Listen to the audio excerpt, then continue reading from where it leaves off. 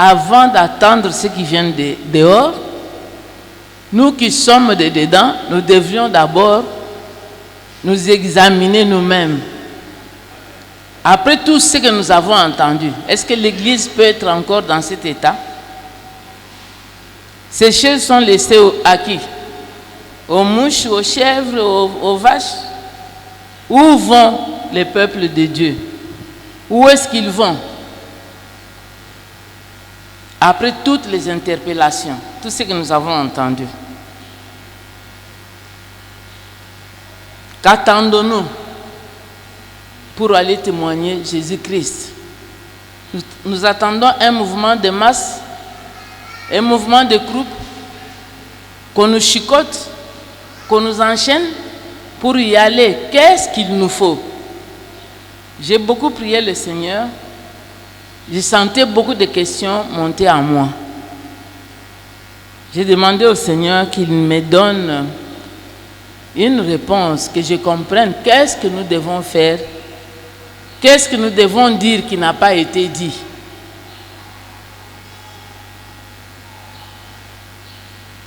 Qu'attendons-nous pour aller faire la mission? Nous avons difficile à aller faire la mission parce que nous-mêmes, nous ne semblons pas être dans la mission. Amen, amen. Témoigner Jésus-Christ. Parler, raconter, proclamer ses hauts faits, sa puissance. Bref, parler de son amour, de sa compassion. Mais nous-mêmes, c'est comme si nous n'avons pas pris confiance de sa compassion et de son amour. C'est comme si nous n'avons pas vécu son amour. Parce qu'aller dans l'église, bon, bien que je ne suis pas trop pour les foules, mais où les gens quand même donnent du temps au Seigneur, ils viennent au temple, ça encourage. On ne doit pas se dire seulement non, non, la foule n'est rien, non. Mais les chaises vides aussi, hein, ce n'est pas aussi très intéressant.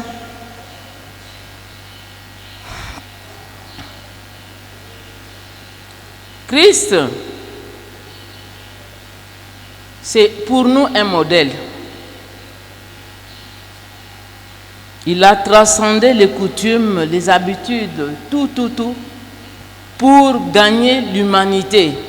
Il n'a pas regardé aux coutumes, aux mœurs des gens, à leurs ethnies.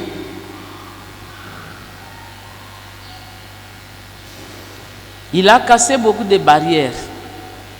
Mais nous semblons vivre comme des gens encore qui ont des barrières dans leur vie.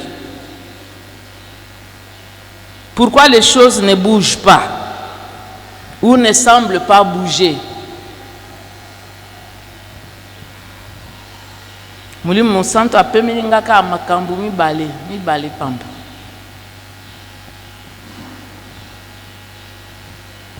Oyo esengeli tout étudier ensemble, de comprendre si là-dedans quelque chose peut nous bouger pour que nous puissions nous lever et aller faire la mission.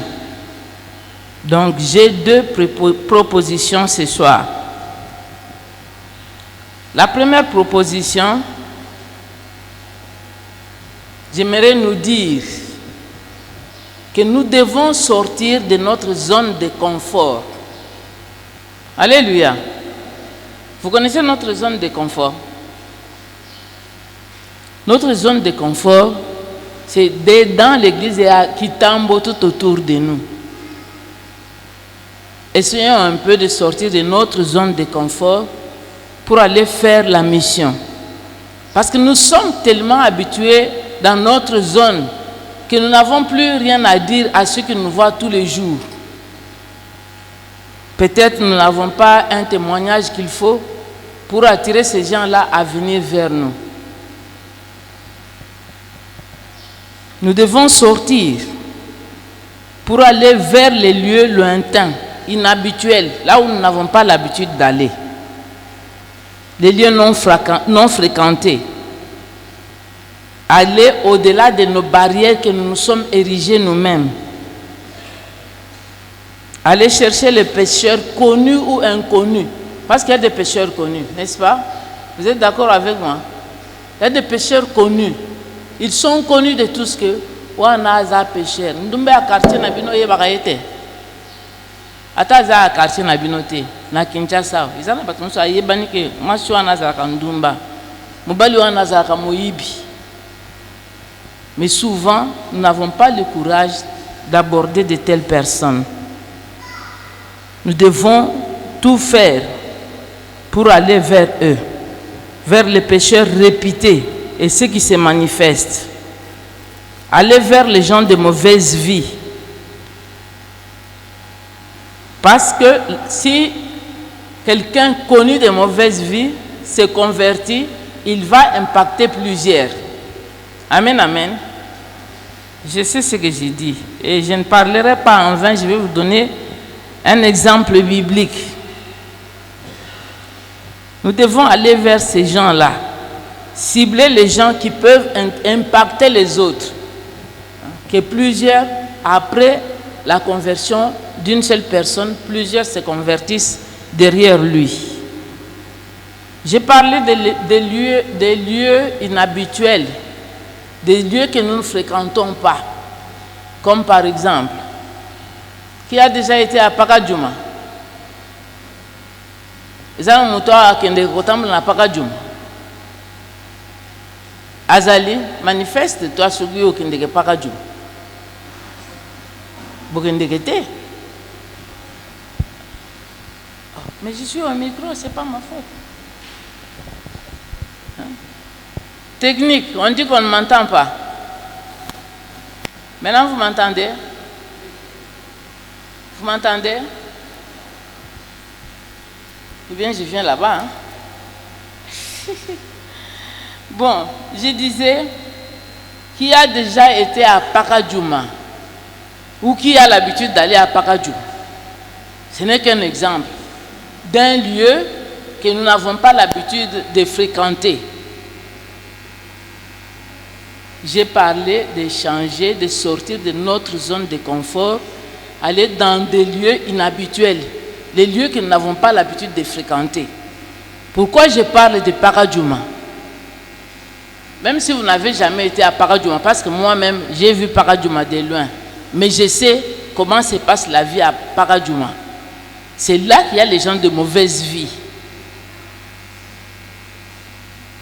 La première proposition, j'ai dit, aller vers les gens indésirables, les pécheurs. Ils sont à Pakadjouma. Nous avons l'habitude de tourner à Kitambo.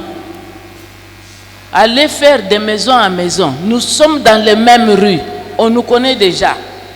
Tu entres quelque part, on sait comment tu vas commencer et comment tu vas finir. Sortez un peu de cette zone de confort. Allez plus loin. Là où il y a les âmes qu'on n'aborde pas. Parce que, est-ce qu'il y a une église à Pakadjouma? Bosungangai.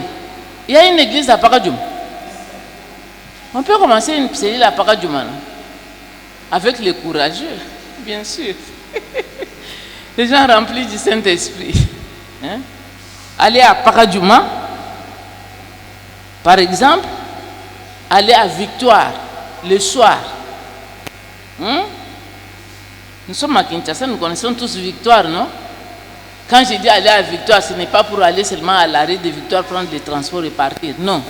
Aller chercher les âmes qui perdent leur temps à Victoire le soir. Aller sur les boulevards la nuit. Amen, amen. Arrêtons. Les rues de Kitambo nous connaissent déjà. Nos pieds, tant que nous tambrouillés,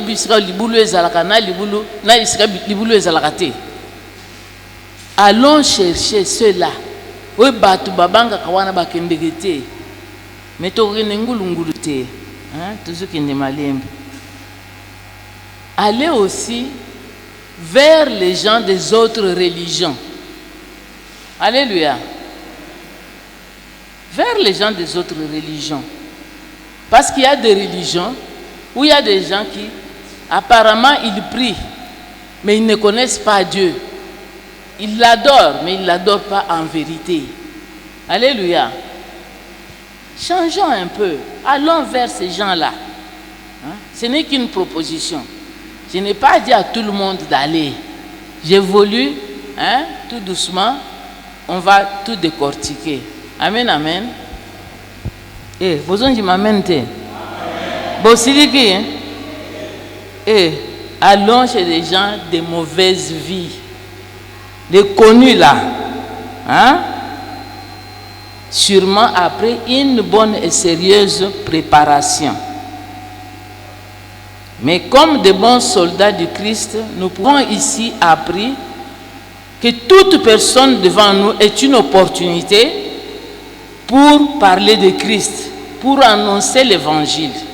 Bon, maintenant si je ne me comporte pas en bon soldat, je me retrouve brusquement, par hasard, devant quelqu'un qui a la vie comme des gens qui sont à Paraduma.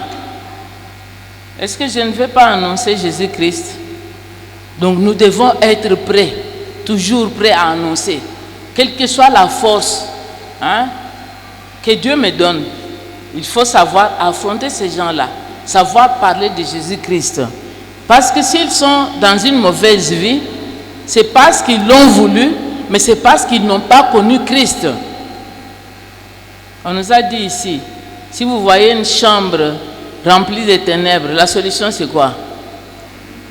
Allumer.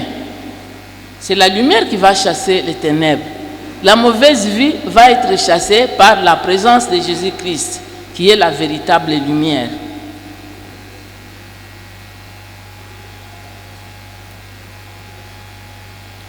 La Bible dit aller. Ça implique un mouvement. Donc nous devons bouger. Essayer d'aller un peu plus loin. Aller plus loin. Kitambo est saturé. Hein, je ne dis pas que tous ceux de Kitambo sont chrétiens. Mais ce qui est vrai,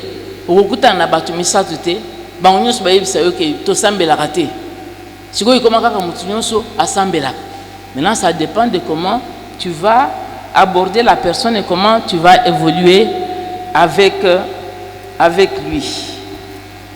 Donc, sortez de notre zone de confort, allez plus loin que possible vers ceux qui sont considérés comme des impurs. On reviendra à la première proposition, mais je vous donne déjà la deuxième pour que vous puissiez la noter. La deuxième proposition, c'est la dimension sociale de l'évangile. Amen, amen. Je sais que plusieurs connaissent ce que c'est que la dimension sociale de l'évangile, mais nous le faisons peut-être, mais pas suffisamment. C'est les deux choses, sortir de notre zone de confort et aussi veiller à la dimension sociale de l'évangile. La Bible nous recommande toujours de pourvoir au bien des pauvres avec notre argent, avec nos biens. Rentrons à la première proposition. Sortons de notre zone de confort. Allons. Où est-ce que nous tirons ça? Nous prenons notre modèle Jésus-Christ dans Jean 4, l'histoire de la femme, la conversion de la femme samaritaine.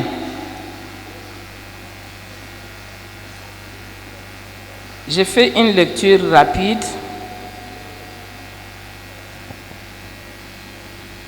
Le Seigneur sut que les pharisiens avaient appris qu'il faisait et baptisait plus de disciples que Jean. Toutefois, Jésus ne baptisait pas lui-même, mais c'était ses disciples. Alors il quitta la Judée et tourna en Galilée.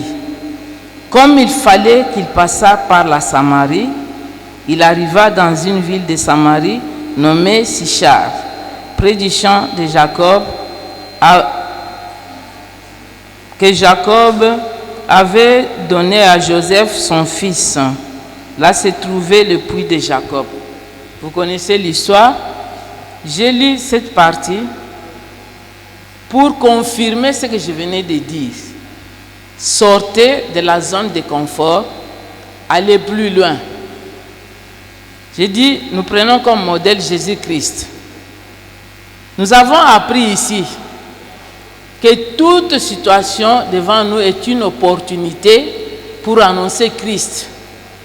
Quelle est la situation ici?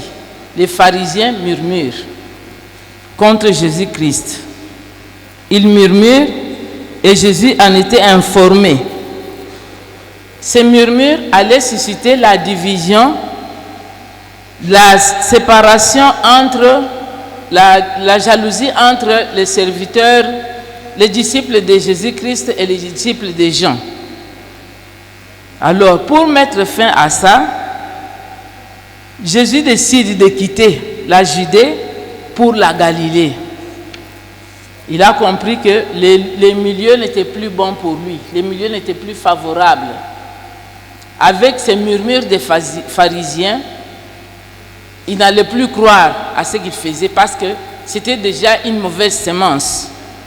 Il se décide de quitter la Judée pour la Galilée. La Judée, c'est un quartier général des religieux juifs. Donc la plupart de ceux qui vivaient en Judée, c'était des religieux juifs. Vous comprenez pourquoi j'appelle ça milieu de confort? Comme il est parmi les religieux juifs, il n'y a pas tellement de problèmes, de traditions, de mœurs et tout. Ce sont des juifs comme lui. Amen, amen. Et la Galilée, c'est une région à prédominance non juive. Prédominance non juive. Il décide d'aller là-bas. Il quitte le quartier général des juifs. Il va là où il y a des non-juifs. La majorité, ce sont des non-juifs. Donc il va vers les autres religions, vers les gens d'autres contrées. Quitter la Galilée, la Judée pour la Galilée, il passe expressément par la Samarie. Pourquoi je dis expressément par la Samarie? Si vous lisez l'histoire ici de la Samaritaine, vous allez trouver qu'il est souligné qu'il n'y avait pas d'entente entre les Juifs et les Samaritains. Tous les Juifs, pour aller, même s'ils quittaient Judée pour aller en Galilée, ils évitaient de passer par la Samarie. Pourquoi? Parce qu'ils étaient en conflit avec les Samaritains à cause du temple. Pour les Samaritains, le vrai temple, c'est Mont Carizim. Et pour les Juifs, il faut aller à Jérusalem. Vous comprenez pourquoi plus loin Jésus dit, les revenus ou les vrais adorateurs n'adoreront en esprit et en vérité. Donc ça ne sera plus ni à Jérusalem, ni autre part. Il n'y aura plus de lieu fixe. Il faut l'adorer en vérité. C'est à cause de ces histoires ici. Les Samaritains considérés comme des impurs. Mais comment Jésus lui choisit? Il préfère prendre ce chemin-là. Au fait, c'était le chemin le plus court pour quitter Judée et aller en Galilée. C'était plus court, mais les Juifs avaient l'habitude de faire les détours. Les détours tout simplement pour éviter le contact avec les Samaritains. Est-ce que Jésus l'a fait par hasard? Non, il ne l'a pas fait par hasard. Vous connaissez que Jésus a une double dimension. Il est Dieu et homme. En tant que Dieu, il connaissait tout. En tant qu'homme, c'est comme ça qu'il a connu la fatigue. Sa zone de confort, Judée, il la laisse pour aller en Galilée en passant par Samarie. Après avoir remarqué par le comportement des chefs religieux qu'il commençait à rejeter son témoignage, à vouloir créer des problèmes entre les deux groupes. Nous aussi, nous devons être attentifs et observer quand ça ne va pas et savoir ce qu'il faut faire. Amen, amen. S'il faut quitter Judée, et aujourd'hui je vous dis, il faut quitter Judée pour aller à Pakadjouma. Amen, amen. Si tu ne peux pas arriver à Pakadjouma, va seulement maintenant là sur les boulevards. Tu vas trouver beaucoup d'âmes à qui tu peux annoncer Jésus-Christ. Jésus passe par Samarie par nécessité d'une rencontre. Il voulait absolument gagner une âme qui se trouvait en Samarie. Cette âme avait besoin de l'aide de Jésus-Christ. Il le rencontre. Il savait, il connaissait, étant du milieu, il connaissait quand même les habitudes. Il savait qu'à certaines heures, les femmes ne vont pas au puits. Généralement, est-ce que les hommes vont au puits? Les hommes ne vont pas au puits. Est-ce que c'est un hasard que Jésus, se sentant fatigué, il va s'asseoir seulement au puits? Amen, amen. Il savait que cette femme-là allait venir là-bas. Parce que Jésus n'a pas trouvé la femme au puits. Jésus s'est assis. La femme est venue le trouver au puits. Et quand il arrive,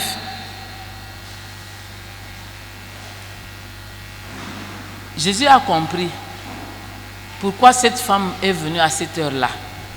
Donc il a choisi une heure particulière. Il n'a pas voulu venir aux heures habituelles où tout le monde va puiser de l'eau. La Bible dit clairement qu'il fuyait les regards des autres femmes. Pourquoi? Celui qui est dans une mauvaise vie se connaît être dans une mauvaise vie. C'est comme ça qu'il fuyait les autres. Il allait peut-être se moquer de lui. Ou bien bon, Azoki Manaye. Donc ce n'était pas quelqu'un qui était à l'aise dans la société. Et Jésus l'attend là-bas. Contrairement aux femmes de mauvaise vie de Kinshasa. À Kinshasa, les femmes s'exposent. Amen, amen. Au contraire, elle va tout faire pour attirer l'attention des gens. Hein? Mais celui-ci, on dirait une âme prédisposée à rencontrer Jésus-Christ. Il a choisi cette heure-là. Nous aussi, nous devons choisir les heures où nous allons aller dans ces contrées-là. J'ai dit qu'il faut aller sur les boulevards la nuit. Pourquoi j'ai dit ça? Parce que quand tu vas le jour, le boulevard est normal. Tout le monde est normal. Mais quand tu vas la nuit, c'est une autre scène que tu vas rencontrer. C'est un autre décor. Si tu veux à Victoire la journée, il y a peut-être des choses que tu ne verras pas. C'est le soir que les Nganda ouvrent, que les gens de mauvaise vie font leur mouvement. Si tu veux vraiment les rencontrer, il faut savoir à quelle heure tu peux sortir pour aller vers eux. Parce que Jésus n'est pas allé par hasard à cette heure au puits. Il s'assoit au puits parce qu'il est fatigué. Est-ce que c'est seulement la fatigue ou il avait un autre objectif? Son objectif, c'était de rencontrer cette femme et de lui parler. Amen, amen. Et quand la femme vient, ils vont engager une causerie. Ce n'est pas une discussion. Ce n'est pas une querelle. Ils vont engager une causerie. Ils ont causé ensemble. Et de quelle manière le fait-il? Comment Jésus a abordé cette femme? J'ai dit ça par rapport à ce que nous avons appris pour aller faire sur le terrain, comment aborder les gens que nous rencontrons.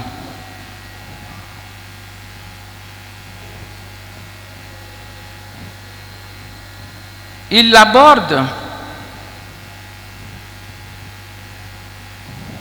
Le fait d'abord de l'approcher, de s'asseoir là-bas, lui Jésus, se retrouver seul avec une femme, c'est scandaleux pour les Juifs. Parce qu'il n'est pas permis aux Juifs de parler avec les femmes. Pas n'importe quelle femme, une pute connue. Et quand il l'aborde,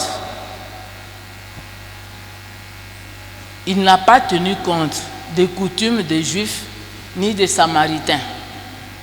Parce que dans certaines choses, ils se ressemblent. C'est-à-dire, il a brisé les lois de la coutume juive, la coutume des Samaritains. Il a brisé les principes établis, les stéréotypes de coutumes. Il a cassé le mœurs. Il n'a pas regardé aux préjugés des hommes. Parce que nous, souvent, qu'est-ce qui nous arrive? Ah, si on me voit ici, qu'est-ce qu'on va dire? Amen, amen. Qu'est-ce qu'on va dire? C'est ce qui nous tue aussi. Imaginez seulement. Beaucoup de gens ont vendu dans Nganda. Est-ce que ça ne va pas vous étonner? Ça va vous étonner. Mais ce qui est vrai, vous ne savez pas pourquoi je suis là. Et le malheur pour nous les chrétiens, kakawana, encore na WhatsApp. Haha, okanginga ta photo na musika. On a trouvé tel. J'ai vu moi-même. D'ailleurs, la photo est là. Non, nous sommes en erreur. Je ne vous demande pas d'aller vous asseoir dans l'Inganda. Je crois que vous m'avez suivi dès le début. Ces gens-là ne viendront pas pour que nous puissions leur parler. C'est nous qui devons aller vers eux. Vous savez pourquoi nous n'allons pas? Parce que nous nous connaissons faibles. Hein? On va y arriver. Jésus n'a pas eu peur.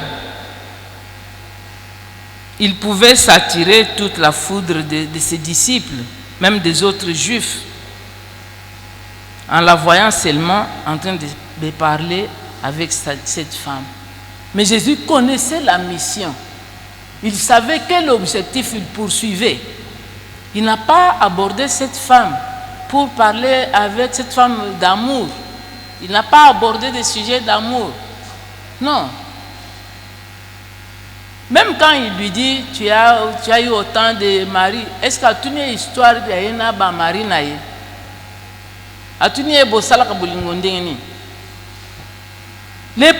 Les questions qu'il pose, même si quand vous suivez cette causerie-là, à un certain moment, vous sentez qu'il saute du coq à l'âne. Le Saint-Esprit m'a fait comprendre. Ça paraît sauter du coq à l'âne, mais lui sait pourquoi il va comme ça. Parce qu'il sait où il veut amener cette femme. Il sait ce qu'il poursuit dans les questions qu'il pose. Il ne demande pas n'importe quoi. Ok, les cambo à évangélisation. Au côté makambo ya mumbongo. Na kuti kopu moko boyi. Mukristo, oyaki na Bible, kopu ozongi na banyongo. Hein? On va respecter ton Jésus. On va respecter ton Jésus. Ok, go évangéliser. Au kuti bazo defiste biloko. Obosani makambo koteli. O defipe obanju bokim.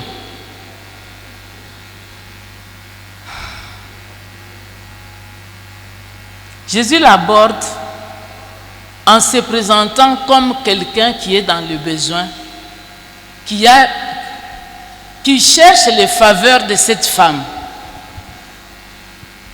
Alléluia.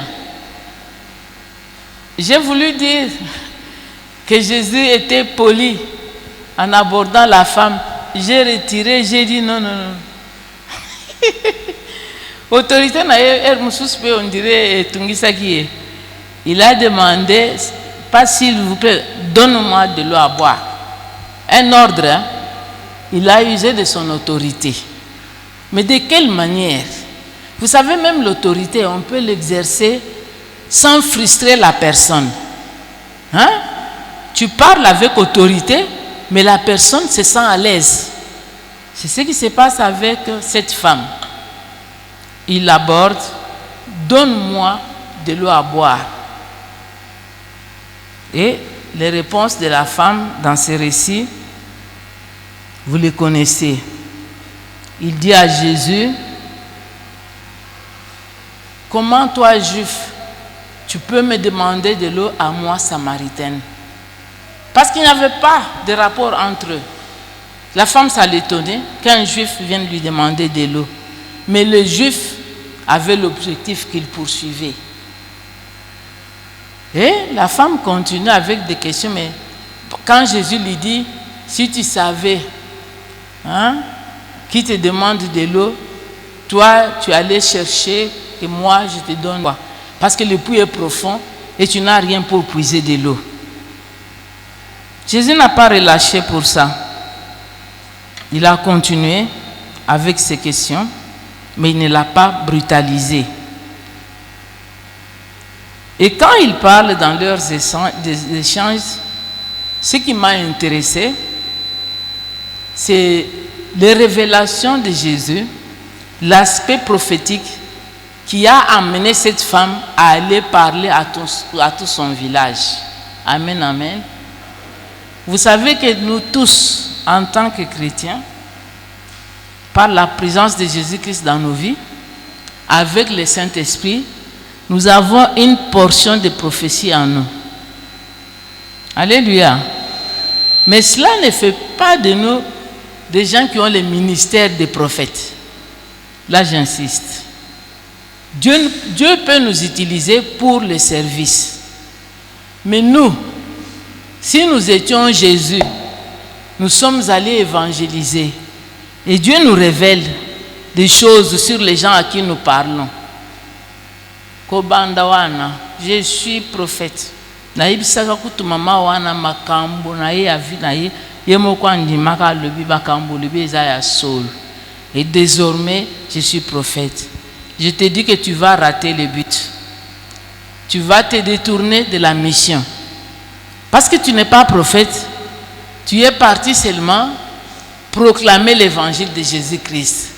Mais Dieu, dans son amour, dans sa souveraineté, pour gagner certaines âmes, il peut te révéler des secrets juste pour le gain de son royaume. Mais il n'a pas fait de toi un prophète. Amen, amen. Je me fais comprendre. Parce qu'il y a une différence entre les services des prophètes et le ministère des prophètes. Alléluia.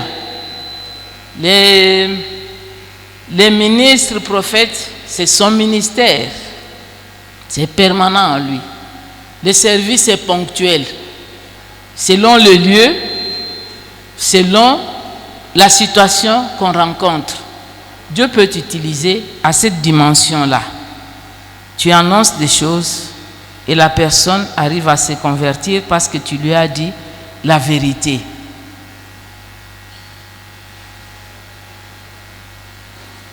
Jésus n'a pas blessé cette femme. Même en lui parlant de ses maris, il ne lui a pas dit tu es une pute, tu as une mauvaise vie, toi comme ci, comme ça, non. Très poliment. J'aimerais que vous lisiez pour que vous-même vous compreniez que il y a des détails. Si j'entre dans les détails, on ne va pas terminer. Et nous, comment réagissons-nous devant un frère ou une sœur qui est peut-être attrapé en flagrant délit? Comment regardons nos frères qui sont parfois suspendus ici à l'église? Ils deviennent comme des lépreux. Mais ce n'est pas ce que la Bible nous enseigne. C'est une seule habitude des chrétiens de proclamer, comment on dit, je vous livre à Satan. Un pasteur nous avait enseigné, il disait, nous sommes la seule armée qui donne des munitions aux ennemis. Satan ne dira jamais que je te livre à Dieu. Non. Satan, tu es son esclave, il te garde très bien. Il ne va pas te lâcher. Mais nous, quand un frère tombe, ce n'est pas la fin du monde. Nous devons prier. Ceux qui ont le pouvoir de reprendre la personne le font. Mais nous, la masse, souvent ça devient une occasion de murmurer. Est-ce que nous savons quand nous murmurons contre les frères là, il est dans le péché et nous aussi nous entrons dans le péché. Parce que notre rôle, ce n'est pas de juger les autres, ni de les condamner, ni de rapporter. Et tant que la rendez mutumoko kaka ayoki, point. Et tant que la kakoleka, bali ya ping pong. Comment la rendez ça la vitesse, au betiawa et l'undumuki comme kun. Nous agissons mal.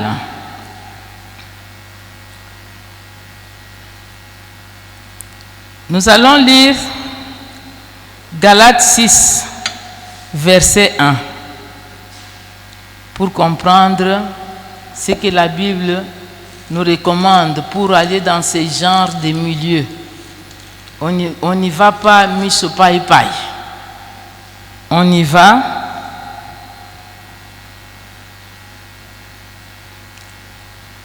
quand on est bien affermi. On doit aussi prier sans cesse. Quand tu es faible, n'ose pas y aller. Tu dois être aussi rempli du Saint-Esprit et avoir réellement des directives de Dieu lui-même. Christ l'a fait, nous pouvons aussi le faire. Mais tous ne sont pas appelés sur le même champ. Alléluia. Si vous lisez Galates 2, versets 7 à 9, commençons d'abord par Galates 6, 1.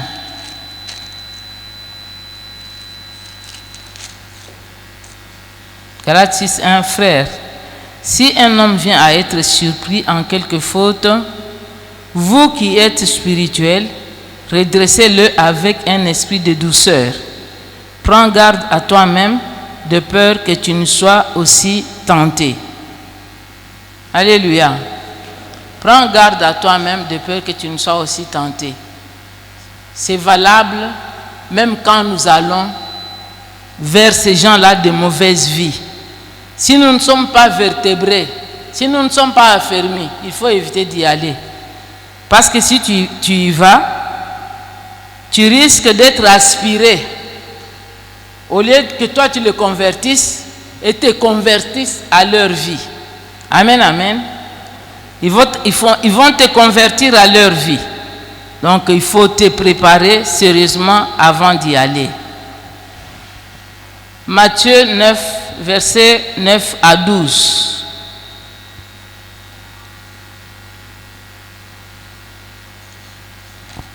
Quelqu'un prend aussi 1 Corinthiens 9, 19 à 20. Matthieu 9, 9 à 12.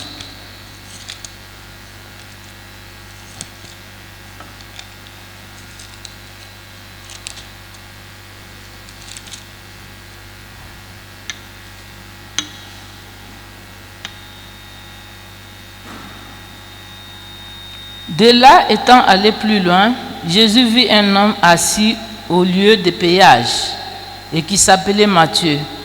Il lui dit, suis-moi. Cet homme se leva et le suivit. Comme Jésus était à table dans la maison, voici beaucoup de publicains et de gens de mauvaise vie vinrent se mettre à table avec lui et avec ses disciples. Comme Jésus était à table dans la maison, voici beaucoup de gens de mauvaise vie. Voici beaucoup de publicains et de gens de mauvaise vie vinrent se mettre à table avec lui et avec ses disciples.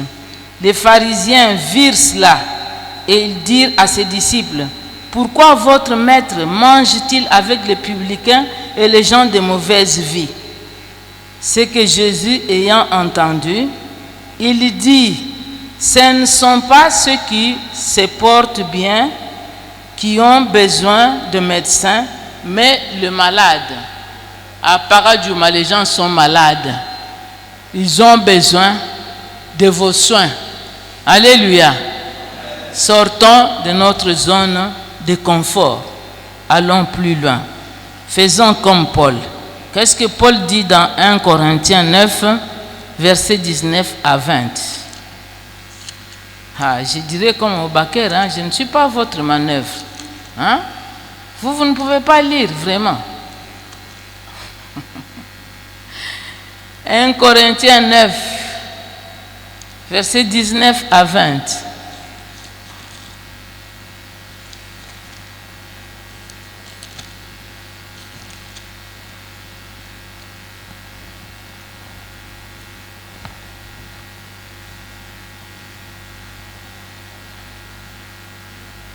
« 19 à 20. Car, bien que je sois libre à l'égard de tous, je me suis rendu le serviteur de tous, afin de gagner le plus grand nombre. Avec les Juifs, j'ai été comme Juif, afin de gagner les Juifs. Avec ceux qui sont sous la loi, comme sous la loi, quoique je ne sois pas moi-même sous la loi, afin de gagner ceux qui sont sous la loi. Avec ceux qui sont sans loi, comme sans loi, quoique je ne sois point sans la loi de Dieu, étant sous la loi de Christ, afin de gagner ceux qui sont sans loi. J'ai été faible avec les faibles, afin de gagner les faibles. Je me suis fait tout à tous, afin d'en sauver de toute manière quelques-uns. J'ai fait tout à cause de l'évangile, d'y avoir part. Amen, amen. Teacher Nzamba Pambolayo, j'ai déjà vu beaucoup de fois comment tu es avec les shege. Amen, amen. Est-ce que quand lui va vers les shege, il devient shege parce qu'ils sont shege? Non, ne nous faisons pas trop saints en fuyant la mission. Amen, amen. Allons vers ces gens-là si nous sommes réellement convertis. Si nous sommes sûrs de la puissance de Dieu en nous, de la puissance de Jésus-Christ, apprenons à aborder ces gens-là, allons vers eux. Parce que Jésus lui-même a dit, ce ne sont pas ceux qui sont en bonne santé qui vont vers le médecin. Il est venu pour les malades. La mission qu'il nous donne aussi, c'est d'aller vers ceux qui ont la mauvaise vie. Pour qu'ils sortent de cette mauvaise vie-là, nous devons aller leur parler de Jésus-Christ. Mais nous aimons seulement évangéliser. Au côté, dans le plan, il y a tant de gens qui ont vendu au bêtis masolé, tu as une évangélisation. Au gagné, tu combien? Amen, amen. Eh, totalement. Toujours banga. C'est ça le problème. Mais ce n'est pas étonnant parce que tous, nous ne sommes pas appelés sur le même champ. Galates 2, 7 à 9 le confirme. Paul et Pierre n'étaient pas appelés dans un même champ. Paul était appelé à aller évangéliser les païens, comme les gens de Paradjumala. Et Pierre était appelé pour aller vers les convertis. Tu peux être Pierre. Occupe-toi des convertis que tu connais, mais qui sont encore dans de mauvaises vies. Comme nos frères qui tombent. Ils n'ont pas besoin de Paul, ils ont besoin de Pierre. Donc, il y a aussi un travail de l'intérieur. N'allons pas seulement trop loin en laissant la maison sale. Il y en a aussi qui doivent se charger de ceux de la maison. Et ceux qui sont appelés, comme des Paul, à aller à Paradjuma et gagner des âmes. Jésus a gagné une seule femme. La femme là a amené toute sa ville derrière elle. Alléluia. Ne nous lassons pas. Allons faire comme Jésus-Christ.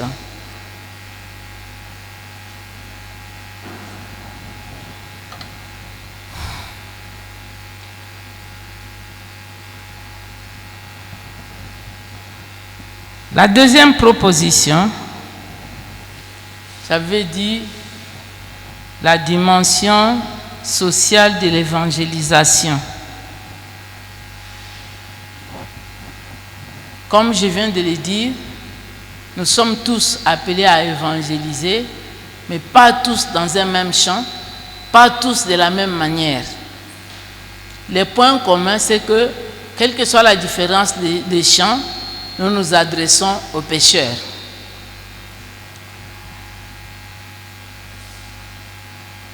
Mais aussi, il y en a qui sont appelés à évangéliser comme à la première proposition. Et d'autres qui ne peuvent pas parler ou, je ne sais pas comment dire explicitement ça, qui peuvent évangéliser avec leurs biens. C'est ça la dimension sociale. Si tous ne peuvent pas aller parler, certains peuvent aussi évangéliser avec leurs biens. Je vois des gens qui s'organisent. Balambi biloko bake batelemi bazo kabela batu. C'est leur façon d'évangéliser. Namo ya elelo na yoka bana moko soki tomoni bazo évangéliser na biloko akolia to kolia te bazo kabola kindoki. Donc pour tout il faut prier. Tout ce que nous devons faire, nous devons être convaincus que nous sommes poussés par l'Esprit de Dieu. Et c'est Dieu qui nous envoie dans tel ou tel autre champ. Nous lisons Luc 3, versets 10 à 14.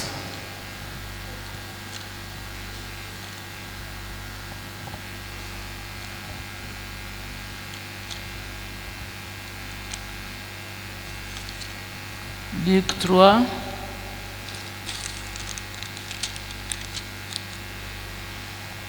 versets 10 à 14. Bon, pour votre compréhension, à la maison, montez, lisez plus loin. La foule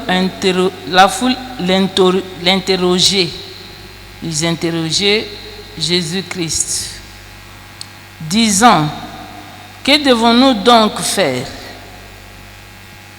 Il leur répondit, que celui qui a 2 tuniques partage avec celui qui n'en a point, et que celui qui a de quoi manger agisse de même. Il vint aussi des publicains pour être baptisés, et ils lui dirent, Maître, que devons-nous faire?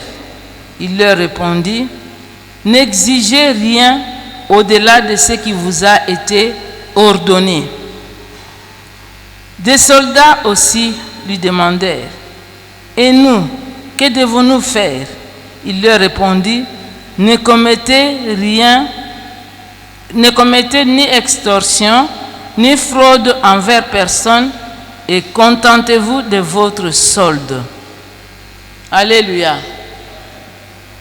Il parle de presque toutes les catégories de la société. Ici, je peux relier les évangélistes aux publicains. Il leur dit quoi? Quand ils demandent ce qu'ils doivent faire, il demande d'abord au-dessus que celui qui a 2 tuniques donne à celui qui n'en a point. Donc ici on parle de 2 tuniques, c'est vraiment le minimum. Donc si tu vois ton frère qui n'a pas d'habit, au lieu de se cailler, ou bien ça peut être comment gauche 2 cm, droite 5 cm, comme quand on est handicapé, qu'on se caille.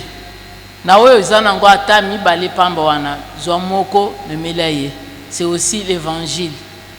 Là j'ai parlé de frères, mais dans le quartier, dans bisika nyonso, même dans Pakadjuma, kendo kabam maputa kuna, c'est une façon d'évangéliser.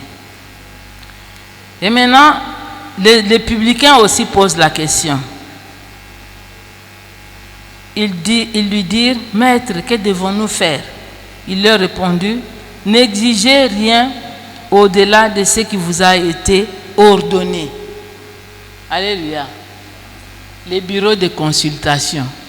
C'est écrit où dans la Bible? Pour entrer dans les bureaux de consultation, vous payez la fiche de consultation. Fongolaka cabinet ya mungangati. N'exigez rien au-delà de ce qui vous a été ordonné. Quand vous allez évangéliser, ils évangélisent bien, ils ont ce courage-là. Mais c'est quoi, il faut que sachet bima. J'avais aimé une fois, j'étais dans le bus, en allant, on était sur le boulevard. Jeune moko a télé, a évangélisé à Sidisi, à qui a vendu na kitinaye. Batu bango moko bazo telema, bazo kende ko pese mbongo, a sengakiti. Donc il n'a rien exigé. Il a fait ce qu'il devait faire, et même si on ne lui avait pas donné dans le bus, notre Dieu, c'est celui qui récompense les mieux. Il va avoir quelque chose d'une autre manière. Si c'est l'argent, il l'aura. Si c'est les habits, il les aura. Ça, c'est les bénéfices de la mission. La récompense qui vient de Dieu. Évitons cette habitude-là d'exiger trop d'argent aux gens. Ok, évangéliser Moutou. Moutou a ici besoin que alingi ozonga lisusu. Osiko na kozonga ndini na transporter. Et voilà sonité. Tu ne sais pas ce que tu es en train de faire. Tu as dilué l'évangile. Tu as dilué l'évangile. Tu vas prêcher quel Dieu? Tu veux montrer que ton Dieu est impuissant. Il est incapable de te payer les transports. Ne demande pas. Tu veux gagner la personne à Christ. Mais toi aussi, tu viens maintenant avec des demandes. Jésus a demandé pour introduire la causerie. Mais à la fin, qui a donné à qui? Il a introduit sa demande comme quelqu'un qui était dans les besoins, alors qu'il savait que c'est lui qui allait donner. Parfois, Dieu nous demande des choses pour nous donner des plus grandes. Amen, amen. Il manifeste un besoin. Donner pour Dieu, donner, donner. Mais en fin de compte, c'est nous qui recevons.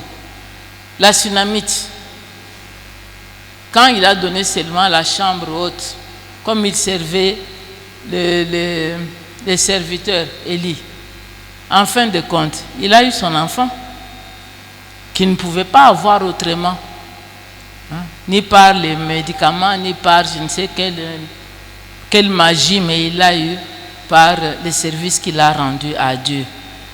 Donc, apprenons à servir Dieu, évitons les locaux sots.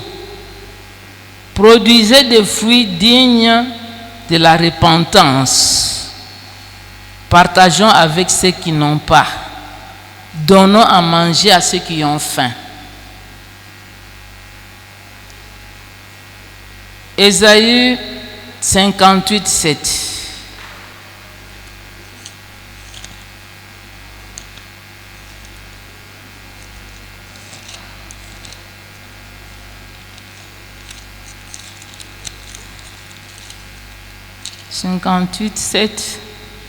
Partage ton pain avec celui qui a faim et fais entrer dans ta maison les malheureux sans asile. Si tu vois un homme nu, couvre-le et ne te détourne pas de ton semblable. Lisez Luc 9, versets 10 à 17. Vous verrez que Jésus s'occupait des détails de la vie sociale des gens. Nous voyons dans ce récit, les disciples, ils disent à leur maître, maître, renvoie cette foule. Il s'est fait déjà tard. Donc il n'avait pas autre souci. Que ce qui s'est passé là, maître, mais le maître a dit quoi? Non, il faut leur donner à manger. Il leur a dit que donnez-leur vous-même à manger. Amen, amen. Nous, quand nous nous trouvons dans des situations comme ça, qu'est-ce que nous disons? L'Église n'a pas donné. Qu'est-ce que nous allons aller donner? L'Église ne te sauve pas. L'Église, l'Église te donne ce qu'il reçoit aussi de Dieu. Toi aussi, donne ce que tu as et c'est Dieu qui te bénira. Il ne faut pas tout attendre. L'Église, c'est qui? L'église, c'est toi, c'est moi. Alléluia. Nous courons annoncer la bonne nouvelle, c'est bien. Quelle est cette bonne nouvelle que la personne qui est devant moi attend? La personne a faim, comme cette foule-là avait faim. Ils allaient rentrer avec des murmures.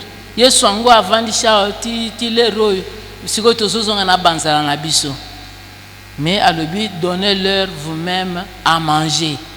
Il ne les a pas renvoyés avec leur faim. Donc, quand nous allons aussi évangéliser, nous trouvons des personnes affamées. Ne parlons pas seulement pour les fatiguer, peut-être ils ne vont plus nous écouter. Apprenons à leur donner aussi à manger pour qu'ils puissent être forts et nous écouter avec attention. Quand ils sont assoiffés, donnez-leur à boire. Quand ils boiront, ils croiront à ce que vous êtes en train de leur raconter. S'ils sont affamés et que tu les laisses avec leur... Amen, amen. Nous acclamons le Dieu Tout-Puissant pour sa parole de ce soir. Nous acclamons le Dieu Tout-Puissant. Nous acclamons le Dieu Tout-Puissant pour sa parole de ce soir. Il est bon, notre Dieu.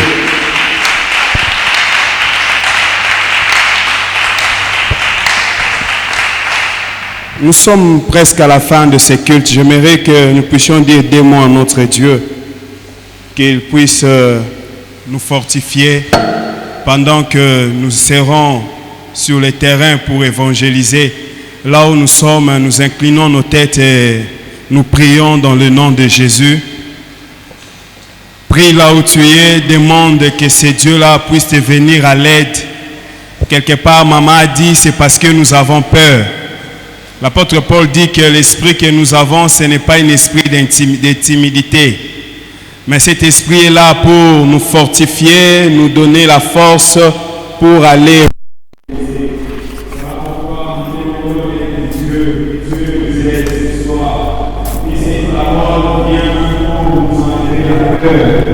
Cette parole vient pour nous encourager. Cette parole vient pour nous